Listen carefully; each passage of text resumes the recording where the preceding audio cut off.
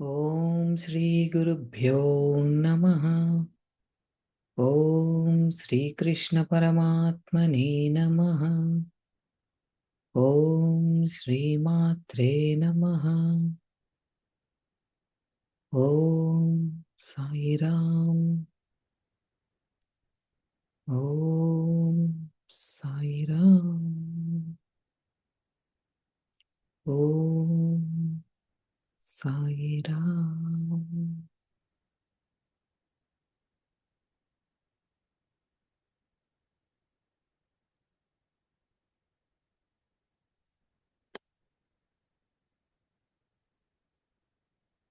అందరికీ నమస్కారం. I welcome you all to portal to love and light, A channel for a true spiritual seeker. ఈ channel తరపున అందరికీ హార్దిక స్వాగతం.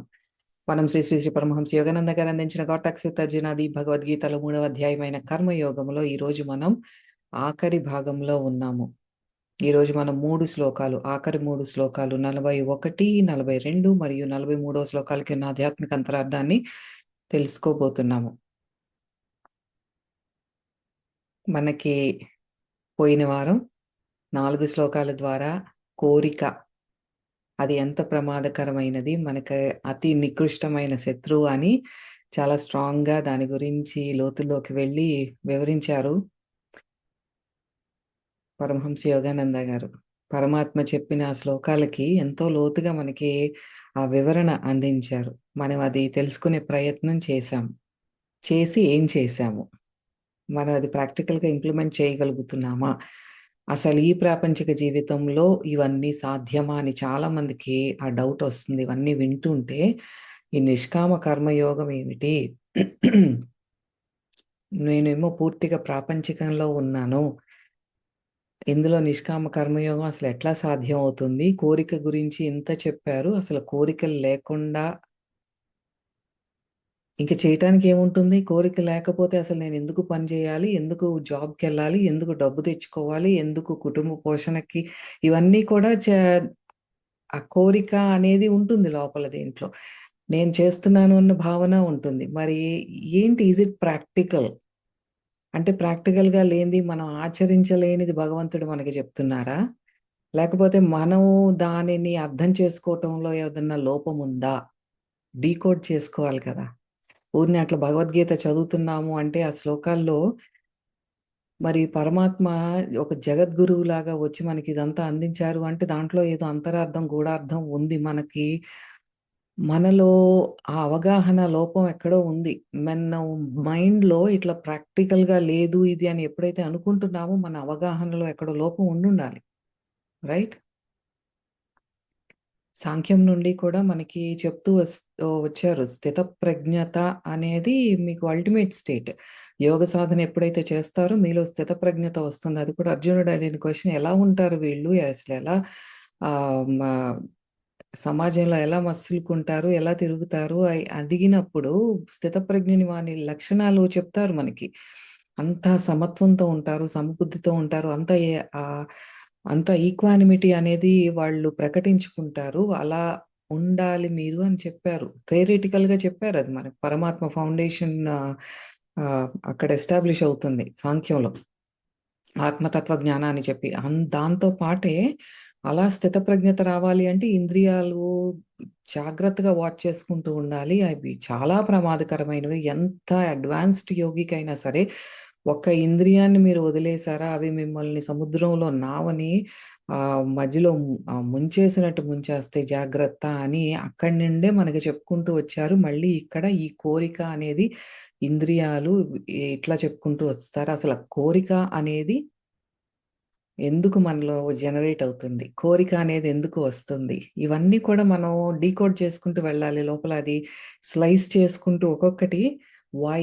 ఎందుకొస్తోంది? అది కేవలం మనం విశ్లేషణ చేసుకుంటూ ఏం చెప్తున్నారిక్కడ శ్రీకృష్ణ పరమాత్మ?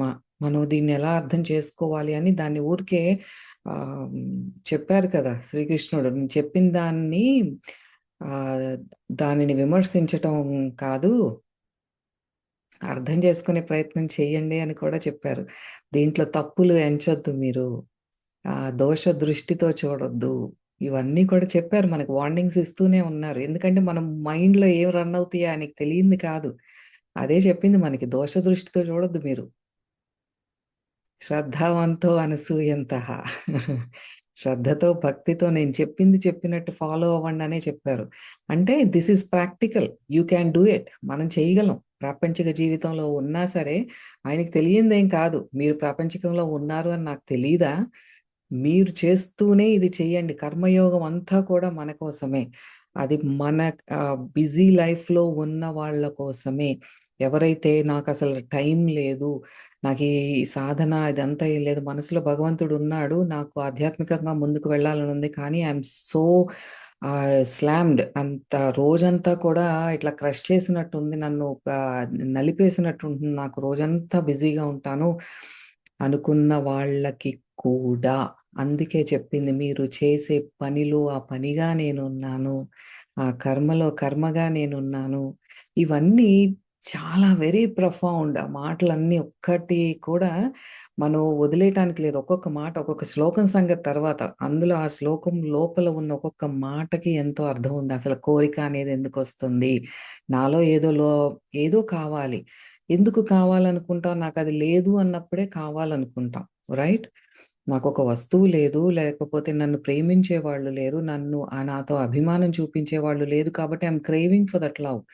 ఎవరన్నా ప్రేమిస్తే బాగుండు, ఎవరన్నా నా మీద కొంచెం అభిమానం చూపిస్తే బాగుండు, ఎవరైనా నాకు కొంచెం డబ్బిస్తే బాగుండు. అంటే నాలో లేదు కాబట్టి నేను ఏదో కోరుకుంటున్నాను. Expecting something. అది ఒక కోరిక రూపంలో నాకు బయటికి వ్యక్తపరుస్తున్నాను. అంటే నా లోపల ఏదో ఒక వెలితిని నేను చూస్తున్నాను. Experiencing that lack. ఆ వెలితిని పూర్తి చేసుకోవటానికి నేను బాహ్యంగా ఒక వ్యక్తి సమాజం నుండి కానీ, ఒక వ్యక్తి నుండి కానీ, ఒక ప్రదేశం నుండి కానీ, వస్తువుల నుండి కానీ ఇవన్నీ కూడా నేను కావాలి అనుకుంటున్నాను. To fill that gap. ఆ వెలితి లోపల నేను ఏదైతే ఫీల్ అవుతున్నానో దాన్ని ఫిల్ చేయటానికి నాకు ఈ వస్తువులు కానీ ఇవన్నీ కావాలి అనిపిస్తోంది. కానీ ఎప్పుడైనా మన అంతరంలోకి వెళ్ళి ఎందుకు? ఓకే.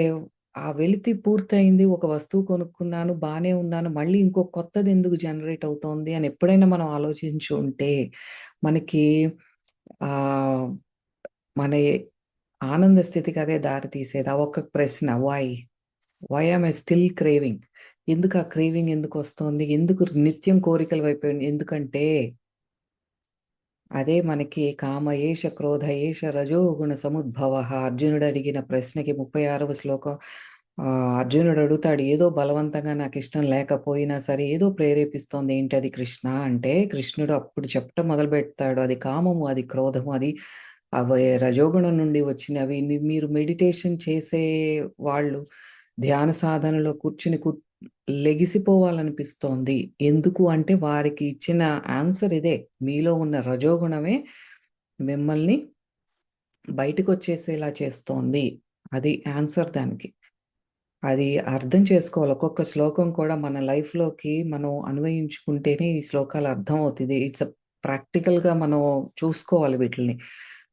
ఆ రజోగుణం మూలానే మనకి ధ్యాన సాధనలో ఒక పావుగంట కూర్చున్నాము, అరగంట కూర్చున్నాము. మాక్సిమం 40 మినిట్స్ ఇది కూర్చున్న తర్వాత అప్పుడే చెప్పారు కదా! మనకి కాళ్ళు తిమ్మిరులెక్కటం ఇవన్నీ మొదలవుతాయి. అండ్ అండ్ ఏంటంటే రజోగుణం మొదలవుతోంది. ఈ బాడీ సెన్సెస్ ఫీల్ అవుతున్నాం. సో, మనం బయటకొచ్చేస్తాం. ఆ రజోగుణం నుండి మనం సత్వగుణంలోకి వెళ్ళినప్పుడు ఇంకొంచెం లాంగ్ అవర్స్ కూర్చోగలుగుతాం. మనసు స్థిమిత పడుతుంది. సత్వగుణం అంటే now your mind is comer. మనల్ని అట్లా కూర్చోబెడుతుంది. లేకపోతే రజోగుణం ఎక్కువగా ఉన్నప్పుడు మనం ఎక్కువ సేపు సాధన చెయ్యలేము. అదే కామ ఏష, క్రోధ ఏష ఈ 2 మీకు పరమ నికృష్టమైన శత్రువులు. సో, మనకి కోరిక ఎందుకు జనరేట్ అవుతోంది అంటే, దాన్ని మనం కొంచెం అర్థం చేసుకోవాలంటే, మనలో ఉన్న ఏదో సంథింగ్ ల్యాకింగ్, ఏదో అసంతృప్తి, ఏదో కావాలి, ఏదో ఒకలాంటి వెలితి ఫీల్ అవుతున్నాను. ఆ గ్యాప్‌ని నేను ఈ బాహ్య పదార్థాల ద్వారా, బాహ్య వస్తువుల ద్వారా, మనుషుల ద్వారా నేను తీర్చుకునే ప్రయత్నం చేస్తున్నాను. నిత్యం ప్రయత్నం చేస్తూనే ఉన్నాను. అది నాకు నచ్చినట్టు జరగకపోతే ఏదో ఒకటి జరుగుతుంది. అది నాకు నచ్చినట్టు జరగకపోతే నాకు క్రోధం వస్తుంది. కామంలో నుండి క్రోధం వస్తుంది. ఒక నాణానికి ఉన్న 2 సైడ్స్ లాగా. సో, ఆ వెలితి అసలు ఏంటి? అంటే ఈ రజోగుణ ప్రభావం వల్ల మనలో జనరేట్ అయ్యి ఆహ్, నేను పరమాత్మ నుండి వేరుపడ్డాను అన్న ఆ వేరు భావన, అహం అనేది మన లోపల ఫీల్ అయ్యేలాగా మనకు చేసేది ఆ రజోగుణం. ఆ ఫీల్‌ని మనం తెలుసుకోలేకపోతున్నాం. ఎందుకు నాకిలా అనిపిస్తోంది అంటే, బికాజ్ మనం ఆనంద స్థితిలో లేము. మనం పరమాత్మ నుండి దూరమైపోయి ఆ వెలితిని ఫీల్ అవుతున్నాం. అవుతున్నాము కాబట్టి బాహ్య వస్తువులతో వాటిని ఆ గ్యాప్‌ని ఫిల్ జేయటానికి ట్రై చేస్తున్నాము. ఆ గ్యాప్‌ని ఎప్పుడైతే మనం మళ్ళీ తిరిగి నేను పరమాత్మతో లయమయ్యే ప్రయత్నం చేస్తున్నానో, సత్వగుణంలోకి వెళుతున్నానో, ఆ మనసు స్థిమిత పడటం మొదలుపెడుతుంది.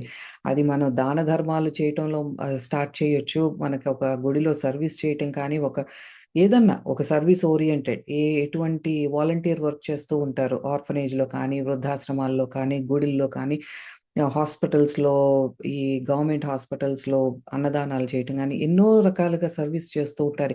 ఇందులో నుంచి ఎందుకు సర్వీస్‌లో నుంచి ఫస్ట్ బయట వస్తారు అంటే, అందులో మన లోపల చేంజెస్ జరుగుతూ ఉంటాయి. రజోగుణంలో నుంచి క్రమంగా సత్వగుణంలోకొచ్చి, మనం పరమాత్మకి చేరువయ్యే చేసే ప్రతి ప్రయత్నం కూడా ఏది వ్యర్థం కాదు.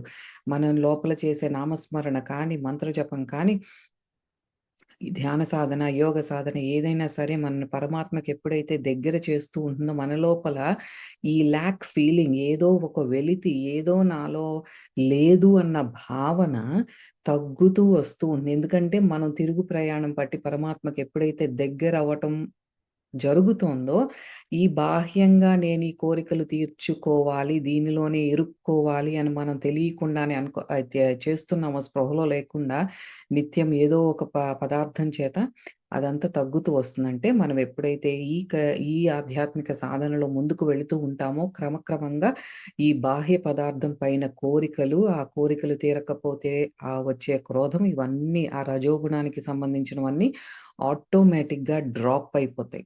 మనము చేసేదంతా ఒకటే. భగవంతుడికి దగ్గరయ్యే ప్రయత్నం చేసే కొద్దీ వీటిని పట్టించుకోక్కర్లేదు మనం. మన దృష్టి ఎప్పుడైతే పరమాత్మ మీద ఉంటుందో, ఆ భగవంతుడికి చేరువవుతున్నామో, అప్పుడు ఆటోమేటిక్‌గా మన కోరికలనేవి నశిస్తాయి. ఇది మనం అర్థం చేసుకోవాల్సింది. అట్‌లీస్ట్ నేను అర్థం చేసుకున్నది ఇదే. దీనికి మనం కొంచెం డీకోడ్ చేసుకొని మన ప్రాపంచికంగా ఏం చేస్తే ఈ కోరికల్లో నుంచి బయటపడతాము, ఎప్పుడు మనం ఆనంద స్థితికి చేరుకుంటాము అంటే, మనం చేసే ప్రతి ప్రయత్నం కూడా. అంతేగాని బలవంతంగా కోరికలు నిగ్రహించుకునే ప్రయత్నం చేసినప్పుడు కొంతకాలం అది పనిచేస్తాయి కానీ, అది లాంగ్ టర్మ్ బెనిఫిట్స్ మనకేం రావు. లాంగ్ టర్మ్‌గా మనకిచ్చేదేంటి అంటే, మన దృష్టి అంతా ఆహ్, పెద్ద కోరిక. అన్నింట్లోకి పెద్ద కోరిక ఏంటి అంటే, మనం ఆ స్వస్థలానికి చేరుకుంటున్నాం. మనం పరమాత్మ దగ్గరికి చేరుకుంటున్నాము. అదే ఒక పెద్ద కోరికగా పెట్టుకుంటే దాని ముందు చూస్తే ఆ పెద్ద జయంట్ పెద్ద ఆకారం ముందు చిన్నగా కనిపిస్తాయి. మనం కోరుకునే ఈ బాహ్య కోరికలు ఇవన్నీ కూడా చిన్నగా అయిపోతాయి. సో, అది ఒకటే అర్థం చేసుకోండి. ఈ కోరిక వెనక ఉన్న సూక్ష్మం గమనిస్తే మనం ఇందులో నుంచి బయటపడగలం. It is very, very practical. మన కోసమే చెప్పారు పరమాత్మ. సో అయితే ఈ రజోగుణమే నిండి వచ్చిన కామము, క్రోధమే పరమ నికృష్టమైన శత్రువులు నీకు.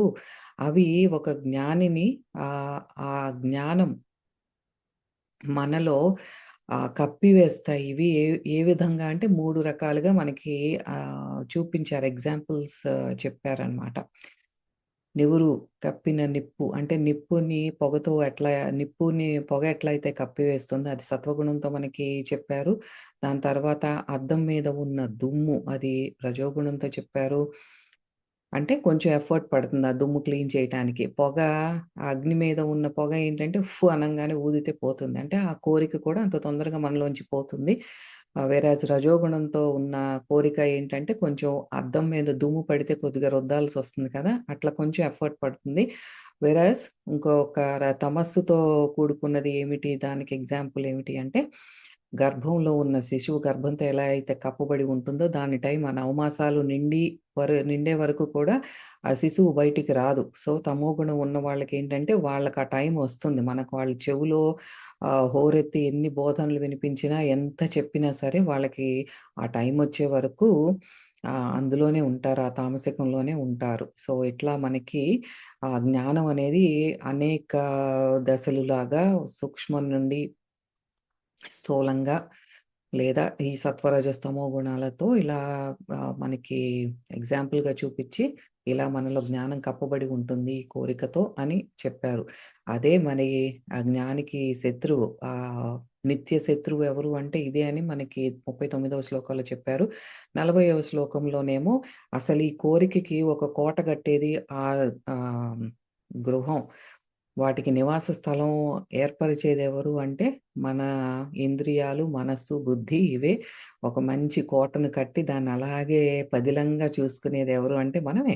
మన బుద్ధి, మన మనస్సు, మన ఇంద్రియాలు ఇవన్నీ బాహ్య ప్రపంచంలో ఉన్నప్పుడు వాటికి చక్కగా మంచి విల్లా కట్టి ఆ కోరికలు దాంట్లోనే ఉంచి పోషిస్తూ ఉంటాం. ఎందుకంటే అది మన అహానికి, మనస్సుకి చాలా బలాన్నిస్తాయి కాబట్టి అవి చక్కగా వాటిని కాపాడుకునే ప్రయత్నమే చేస్తాయి. ఆ కోరిక ఎప్పుడైతే మనం ఆ భగవంతుడి వైపు తిప్పుతామో అదే అత్యుత్తనం అది వెరీ ఇంపార్టెంట్ మనకి లైఫ్‌లో ప్రాధాన్యత దానికెక్కువ ఇస్తామో, ఆధ్యాత్మిక మార్గానికి కానీ, పరమాత్మకు చేరువయ్యే ప్రతి ప్రయత్నాన్ని దానికే మనకెప్పుడు ప్రాధాన్యత ఇస్తామో, దెన్ ఆ కోటలో నుండి శత్రువులు బయటికి వెళ్ళిపోతారు. సో, ఇంతవరకు మనం నేర్చుకున్నాము.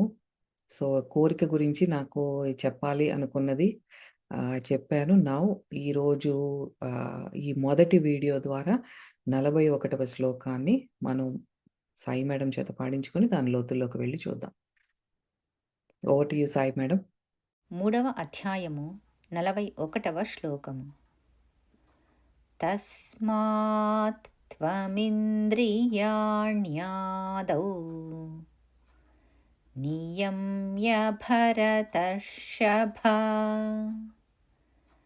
పాప్మానం ప్రజహిహ్యేనం జ్ఞానవిజ్ఞాననాశనం.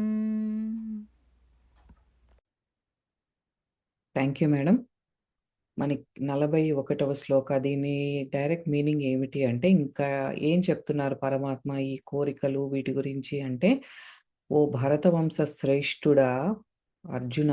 అందువలన అంటే దాని కంటిన్యూషన్ అన్నమాట. అందువలన ముందుగా ఇంద్రియాలను నియంత్రించు, తర్వాత జ్ఞానాన్ని, ఆత్మ సాక్షాత్కారాన్ని నాశనం చేసే పాపిష్టిదైనటువంటి కోరికను నువ్వు నాశనం చేయి అని చెప్తున్నారు. ఇంద్రియాలను ముందు నువ్వు నియంత్రించు. తర్వాత అంటే 2 స్టెప్ ప్రాసెస్ లాగా చెప్తున్నారనమాట. ఫస్ట్ స్టెప్‌లోనేమో ఇంద్రియాలను నియంత్రించు. తర్వాత నీ అసలు జ్ఞానాన్ని, ఆత్మ సాక్షాత్కారాన్ని నువ్వు ఎంత ట్రై చేసినా సరే నీలో ఆ జ్ఞాన ప్రకాశం రావట్లేదు. ఆత్మ సాక్షాత్కారాన్ని నువ్వు పొందలేకపోతున్నావు. అది దానిని ఆహ్, ఎప్ ఏదైతే నిన్ను అట్లా ముందుకు వెళ్ళనీయకుండా ఆపుతోందో ఆ పాపిష్టిదైనటువంటి ఆ కోరికను నాశనం చెయ్యి నువ్వు అని చెప్తున్నారు. ఒక 2 స్టెప్ ప్రాసెస్ లాగా. అయితే దీనికి యోగిరాజులు ఏం చెప్తున్నారంటే కనుక ముందుగా నువ్వు ఇంద్రియ భాగమును నియంత్రించు. అంటే 2 పార్ట్ ప్రాసెస్‌గా చేస్తే ముందు నువ్వు ఇంద్రియ భాగాన్ని నువ్వు నియంత్రించు, శాంతిపరచు. తరువాత నిన్ను యోని ముద్ర మరియు క్రియ చెయ్యనివ్వని ఈ ఇద్దరు పాపులు ఎవరు? కామము, క్రోధము. ఏం జెప్తున్నారు యోగిరాజులు అంటే మనకి యోని ముద్ర తీసుకుంటారు. యోని ముద్ర వేలో కూర్చొని క్రియ చేస్తాం కదా! ఆ యోని ముద్ర వెయ్యనివ్వకుండా, క్రియ చెయ్యనివ్వకుండా నీకు అడ్డుపడే ఈ ఇద్దరు పాపులు వాళ్ళని జయించు. కామము, క్రోధము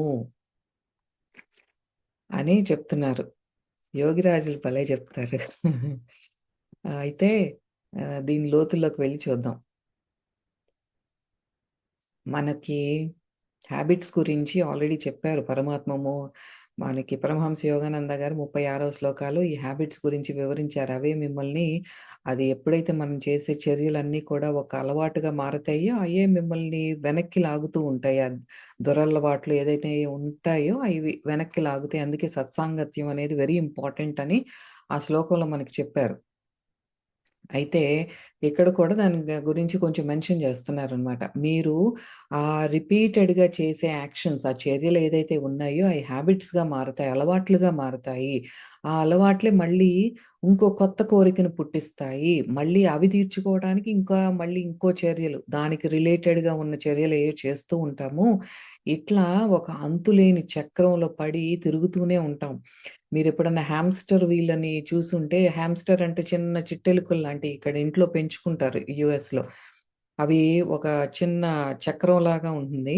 అవ ఆడుకోటానికి వాటికి టైమ్ పాస్ కింద దానికిస్తారు. అదేంటంటే ఎక్కటానికి ప్రయత్నం చేస్తూ ఉంటుంది, కింద పడతా ఉంటుంది. ఎక్కటానికి ప్రయత్నం చేస్తా ఉంటుంది. ఆ చక్రం అట్లా తిరుగుతా ఉంటుంది. అది కిందకి పడిపోవటం, మళ్ళీ లెగటం దానికదొక ఆట అనమాట. అట్లాగే మనం గూడా ఈ కోరికల వలయంలో చిక్కుకుంటే ఎప్పుడు ఒక కోరిక తీరటం, అదయిపోయిందా అని ఇంకో కోరిక, దాని నుండి ఇంకో కోరిక. ఇప్పుడు మనకి కారు కొనుక్కున్నామంటే దానికి తగ్గట్టు ఇంకా ఖర్చులుంటాయి. దాని నుండి మళ్ళీ ఇంకో కొత్త కోరిక ఏదన్నా వస్తుంది. ఈ ఈ కారుకి మళ్ళీ ఈ ఇల్లు కరెక్టేనా? కొంచెం పెద్ద ఇల్లుంటే బావుంటుందేమో.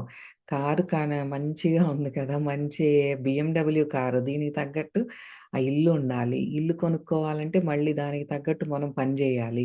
ఆ పని చేసే ప్రయత్నంలో మళ్ళీ ఇంకో కొత్త జాబ్ వెతుక్కోవటము ఇయన్నీ చెయ్యాలి.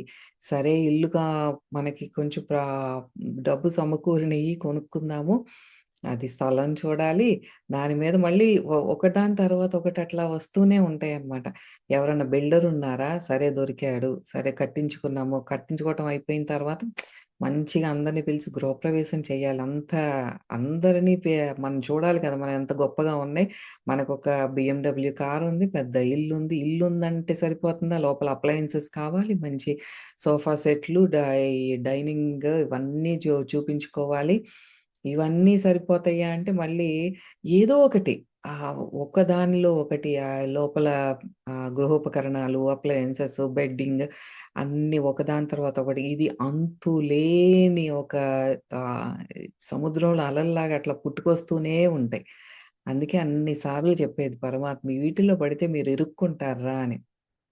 ఈ క్రమం ఆపాలి అంటే ముందు మనం దేనికి నిత్యం టెంప్ట్ అవుతున్నామో, తిండి, వస్తువులు కొనడం, ఈ డబ్బు సంపాదన, పేరు కావాలి, మనకొక మంచి కీర్తి సొసైటీలో కావాలి. వీటిని మనం దేనికి లోబడిపోయామో ముందు దాన్ని గుర్తించి వాటికి దూరంగా ఉండే ప్రయత్నం ఫస్ట్ చేయండి.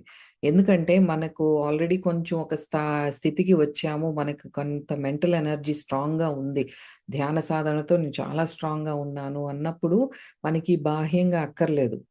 ఈ నియంత్రణ అక్కర్లేదు. కానీ ఎప్పుడైతే మనం ఇప్పుడే స్టార్ట్ చేస్తున్నామో ఫస్ట్ మనం ప్రలోభాలకి లోనయ్యే ఆ ప్రదేశాలతో కానీ, ఆ వ్యక్తులతో కానీ ముందు అది ఆపాలి. అదే ఫస్ట్ ప్రయత్నం చేయమంటున్నారు. ఫస్ట్ స్టెప్ ఏంటంటే అదే గదా! మనం చెప్పారు. ఇంద్రియ భాగాన్ని మీరు నియంత్రించండి అని. ఆటికి దూరంగా ఉండే ప్రయత్నం ఫస్ట్ స్టెప్. తర్వాతేంటంటే ముందు ఈ రిపీటెడ్ యాక్షన్స్ ఆపేసి, ఆ పని చేయకుండా ఉంటే ఏంటో అనేది మనం ట్రై చేద్దాం. మనల్ని మనం గమనించుకుంటే ఒక డే అంతా, ఒక 2 రోజులు కూర్చొని అసలు నేనేం చేస్తున్నాను పొద్దున్నుంచి ఏదన్నా రిపీటెడ్‌గా చేస్తున్నానా? ఇది చెయ్యకపోతే నాలో ఏం జరుగుతోంది? ఒక చిన్న ఎక్స్‌పెరిమెంట్ మన మీద మనమే ట్రై చేద్దాం. రోజు ఒక రకం బ్రేక్‌ఫాస్ట్‌కి అలవాటు పడ్డాను. ఇప్పుడు అది కాకుండా నేను వేరేదేదన్నా తింటే ఏమవుతుంది? నా లోపల ఏం జరుగుతోంది? దానికి భిన్నంగా చేసి ట్రై చేద్దాం. స్పిరిచ్యుయాలిటీ అంటేనే just dare to live dangerously. ఒక రెబెల్‌గా తయారవ్వటమే. అందరూ ప్రపంచికంగా ఇటు వెళ్తూ ఉంటే వాళ్ళకి ప్రపంచానికి మనం ఎదురీదుతున్నాం. సో, మనంకి చాలా ఫేస్ చేస్తాం. అంటే క్రిటిసిజంని ఫేస్ చేస్తాం. మే గ ఇంట్లో వాళ్ళ నుండి, ఫ్రెండ్స్ నుండి, బంధువుల నుండి క్రిటిసిజం ఫేస్ అవుతుంది. That is the beauty of it. Just dare to live dangerously అంతే. ఆహ్, స్పిరిచ్యువాలిటీ అంటే అంతే మరి. అలాగే మన మీద మనమే ఎక్స్‌పెరిమెంట్ చేసుకుందాం. ఏదన్నా బాగా అలవాటుగా మారిపోయింది అన్నప్పుడు అది కాకుండా ఇంకొకటి ఏదైనా చేద్దాం. చేసి చూద్దాం అసలేమవుతుందో. హాబిట్‌లో నుంచి బయటకొచ్చే ప్రయత్నం చేద్దాం. ఇట్లా కొన్ని రోజులు దూరంగా ఉండటం ప్రాక్టీస్ చేసి మనలో ఒక విచక్షణతో మనలో ఒక జ్ఞానాగ్ని నాకు ఒక జ్ఞానం కలిగింది దీని గురించి. ఇది నాలో ఇటువంటి చేంజెస్ చేస్తోంది. అది లేకపోతే నాలో చాలా ఎమోషనల్ అయిపోతాను. లేతే ఆ పర్టిక్యులర్ ఆ మార్నింగ్ కాఫీ లేకపోతే నాకు కోపమొచ్చేస్తోంది. ఇట్లాంటివి ఏదన్నా జరుగుతున్నాయా అని ఒకసారి గమనించుకుందాం. ఆ ప్రలోభాలన్నీ కూడా ఎప్పుడైతే మనకి ఆ జ్ఞానం వస్తుందో, ఓహ్! వీటిలో నేను ఇరుక్కున్నాను. ఇందులో నుంచి బయటపడాలి. ఆ ప్రయత్నం చేస్తాను. అలా అట్లా ఆ జ్ఞానం ఎప్పుడైతే మనలో ఆ జాగృతం అవుతుందో, ఆ ప్రలోభాలన్నీ కూడా అందులోనే దగ్ధం అయిపోతాయి. ఎక్కువ ప్రలోభాలు ఇంకా ఇది లేకుండా నేను ఉండలేను అన్న వస్తువులు కానీ, మనుషులైనా సరే మన కుటుంబ సభ్యుల మీద కూడా మన లోపల ఉండవలసిన థాట్ ఏంటంటే, పరమాత్మ మనల్ని వీళ్ళ కుటుంబ సభ్యులను చూసుకోవటానికి మనొక లీగల్ గార్డియన్‌గా అపాయింట్ చేశారంతే. ఆ పాత్ర మనకిచ్చారు. పిల్లల్ని చూసుకునే పాత్ర ఒక తల్లి పాత్ర నాకిచ్చారంతే. I'm just legally appointed guardian. వాళ్ళ మీద అధికారం చెలాయించటం కాదు. ఒక గార్డియన్‌గా, ఒక గైడ్‌గా వాళ్ళకి ఉండాలి. వాళ్ళని తప్పుదోవ పట్టనీయకుండా జాగ్రత్తగా చూసుకునే బాధ్యత నాది. అంతేకాని అధికారం చలాయించే బాధ్యత కాదు. అది మనకి లేదు. ఇవన్నీ కూడా మనకి లోపల రావాలనమాట. ఏదైతే మనం అలవాటు పడిపోయామో గట్టి గట్టిగా అరవటం, ఇలాగే జరగాలి అని మనకు నచ్చినట్టు చేయించుకోవటం, ఇవన్నీ కూడా మనకు అలవాటుగా మారిపోయినాయి. అది మనకు తెలియని కూడా తెలీదు. సో, వీటన్నిటి నుండి బయటకొచ్చే ప్రయత్నం చేద్దాం. ఇదే ప్రాక్టికల్‌గా మన జ్ఞానంతో ప్రలోభాలు దగ్ధం చేయటం అంటే. Just take it easy policy. అంతే. అన్నీ జరుగుతూ ఉంటాయి. మనం చేసేది మనం డెఫినిట్‌గా 100% పొటెన్షియల్‌తో చేద్దాము. అట్లా ఫాలో అయ్యే ప్రయత్నం చేద్దాం. ఇట్స్ ఓకే అనుకుందాం. మనకి నచ్చినట్లు జరగకపోతే ఏది జరిగిందో అది నా మంచికే. It's okay. Take it easy. అయితే మనకి ఎప్పుడైతే ఈ సాధన చేసే కొద్దీ, మనకి మార్నింగ్ యోగ సాధన చేస్తున్నాము. డే టైమ్ ఇదంతా మన ప్రలోభాలు ఏంటి? దేనికి నేను అట్రాక్ట్ అవుతున్నాను? ఇవన్నీ కూడా నేను గమనించుకుంటున్నానన్నప్పుడు మన లోపల బుద్ధి విచక్షణ అనేది చాలా స్ట్రాంగ్‌గా డెవలప్ అవుతుంది. అది ఎప్పుడైతే మనకి ఆ విచక్షణ అనేది వస్తుందో, చుట్టూతా మనకి ఎంత పంచభక్ష పరమాణాలు పెట్టినా సరే నాకెంత కావాలో అంతే తింటాను. కానీ ఉంది కదా అని ఇంకా దేర్ ఈస్ నో టుమారో రేపు లేదు అన్నట్టు మొత్తం తిండిపోతులాగా మనం తినం. అదే మనకి ఆ బుద్ధి ఎప్పుడైతే ఆ విచక్షణ అనేది స్ట్రాంగ్‌గా లోపల బిల్డ్ అవుతుందో, మనకి ఏది ఎన్ని ప్రలోభాలొచ్చినా సరే, ఆ ముందు స్టేజ్‌లోనే మనం జాగ్రత్తగా ఉండాలి. ఎప్పుడైతే మనం మనల్ని మనం మనలను మనం పరిచయం చేసుకుంటున్నాం. ఇప్పటి వరకు అన్‌కాన్షియస్‌గా చేసేస్తున్నాం. ఏదో తింటున్నాము, ఏదో చేస్తున్నాము. ఒక్కొక్కటి మనల్ని మనం గమనించుకుంటున్నప్పుడు ఏంటంటే, మనల్ని మనం పరిచయం చేసుకుంటున్నాం. I am introducing myself to myself. అట్లా. అప్పుడే మనకి బుద్ధి విచక్షణ అనేదొస్తుంది. అప్పుడు ఇవన్నీ కూడా ఏమి మనని టెంప్ట్ చెయ్యవు. ఆ సెకండ్ ఫేజ్‌లో ఇవన్నీ మనని ఏం చేయలేవనమాట. ఎంత మన ముందు ఎన్ని పెట్టినా సరే, మనం అంత టెంప్ట్ అవ్వం. ఎప్పుడు మనకి మంచి మెంటల్ ఎనర్జీ ఉన్నప్పుడు. ఈ ఇంద్రియ లోలత్వం ఎంత బలంగా ఉంటే అంత మనలో బుద్ధి విచక్షణ క్షీణిస్తుంది. అందుకే ఫస్ట్ పార్ట్ ఆ ఇంద్రియ లోలత్వం నుండి బయటపడాలి. ఇంద్రియ బానిసత్వం నుండి బయటపడాలి. ఆ కోరికల ఊబిలోనే కూరుకునేలా చేస్తుంది మన మనస్సు. ఇట్లా ఇంద్రియ సుఖాల పట్ల కోరికలు అనేవి ఈ కలుపు మొక్కల్లాగా పెరిగితే బుద్ధి విచక్షణ ధ్యానం ద్వారా మనకి ప్రాప్తించే ఆత్మ సాక్షాత్కారము అంటే ఆ జ్ఞానం అనే ఓషధి మొక్కలు ఎట్లా పెరుగుతాయి అని అడుగుతున్నారు పరమహంస యోగానంద గారు. మీకు మనసంతా కూడా కలుపు మొక్కల్లాగా ఈ కోరికలే, కోరికలే, కోరికలే సుఖాల పట్ల కోరికలు కలుపు మొక్కల్లాగా పెరిగిపోయినాయి మీ చైతన్యంలో. అప్పుడు ఇంకా ఈ ఆత్మ సాక్షాత్కారము, ఆ జ్ఞాన ప్రకాశం అనే ఓషధి మొక్కలు ఎలా పెరుగుతాయి ఆ కలుపు మొక్కల మధ్యలో? వాటికి పోషణ లేక అవి క్షీణించిపోతాయి. అంటే మనలో జ్ఞానం క్షీణిస్తుంది. ఎప్పుడు మన మనసంతా కోరికలతో తడిసి ముద్దయినప్పుడు ఆ జ్ఞానం అనే దీపం వెలగదు. ఎంతవరకు మనం బాహ్యంగా పదార్థం వైపు వెళ్తామో, మన అంతరంలోకి వెళ్ళాలి అన్న జిజ్ఞాస తగ్గిపోతూ ఉంటుంది. అందుకే బిగినర్ స్టేజ్‌లోనే చాలా జాగ్రత్తగా ఉండాలి. చాలామంది ధ్యాన సాధన మొదలుపెడతారు. కొన్నాళ్ళు చేసి ఇదంతా నా వల్ల కాదులే అని మళ్ళీ ఈ ఇంద్రియ ప్రలోభాల వైపు వెళ్ళిపోతారు. ఆపేస్తారు. నాకు చాలామంది తెలుసు ఇట్లాగా.